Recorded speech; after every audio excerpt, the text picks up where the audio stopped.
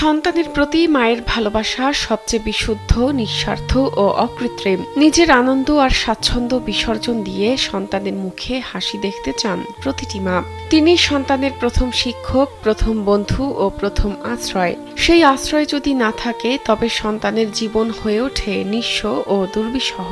তাই তো মাকে হারিয়ে 14 বছর ধরে মানসিক ভারসাম্য হারিয়ে শিকলবন্দি জীবন পার করছেন 25 বছর বয়সী লিটন ব্যাপারী। মা মারা গেল। মা মারা যাওয়ার পরে হঠাৎ করে পাগলামি শুরু হলো। পরে তখন অতটা গুরুত্ব দেয় নাই বা বুঝি নাই, মনে করছি যে মায় মরছে, তাই মনে হয় এমনি অনেক সময় শোক পাইলে অনেকে অনেক পাগলামি করে, এটা ভাবছি। কিন্তু তখন দেখলাম যে না, কিছুদিন যাওয়ার পরে আরো হয়ে গেল। 14 বছর আগে লিটনের মা ফুলমালা বেগম মারা যান। মা মারা যাওয়ার পর থেকেই লিটন অস্বাভাবিক আচরণ শুরু করে। রাস্তায় রাস্তায় ঘুরে এলাকার লোকজনকে নানাভাবে বিরক্ত করতে থাকে সে। পরিবারের লোকজনকে মারধর করে ঘরবাড়ি ভাঙচুর করতে থাকে লিটন। তাই বাধ্য হয়ে লিটনকে বনের মধ্যে একটি মাচায় শিকল দিয়ে বেঁধে রেখেছে তার বড় বোন। আর রাস্তাঘাটে মানুষও মারধর করে, আমাদেরও মারধর করে, বাড়িঘর ভাঙচুর করে। তা সহ্য করতে না পারে লাস্টে বাগানে বেঁধে রাখে। এখানেই থাকে 24 ঘন্টা। খাবার দাবার সবকিছু এখানে, থাকা ওর এখানে, সব এখানে, সবই এখানে করে। আর্থিক সচ্ছলতা না থাকায় লিটনের চিকিৎসা করানো যায়নি বলে জানান লিটনের বোন তানজিলা বেগম। 2 বছর হলো লিটনের বাবা ফয়জল ব্যাপারীও মারা গেছেন। এখন বড় বোন ছাড়া তাকে দেখার কেউ নেই।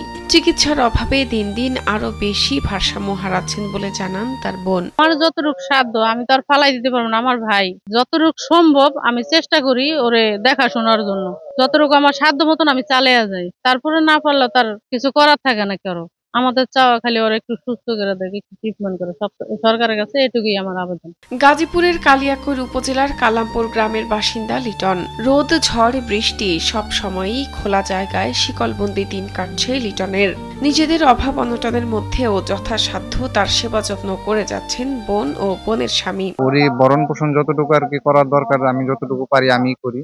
আর অন্য কেউ করে না বা করতে পারে না, ওদের ওইরকম অবস্থা নাই। যদি এই জিনিসটা যদি সরকারের দৃষ্টিগোচর হইতো তাহলে আমাদের জন্য একটু উপকার হইতো, কারণ আমরাও চাই যাতে ও একটু সুস্থ স্বাভাবিক জীবনযাপন করুক। এলাকাবাসীর চাওয়া সরকার বা বিত্তবান কেউ যেন লিটনের চিকিৎসায় এগিয়ে এসে তাকে একটি সুস্থ জীবন ফিরিয়ে দেয়। এইভাবে রাখছে ওর বোনের তো দিন চলে না ভাই। পরিপূর্ণ সময়তে একদিন ওরে খাইবার দেয়, একদিন দেয় না। 3 বেলার একবার পায় না। এইভাবে ওর দিন কেটে।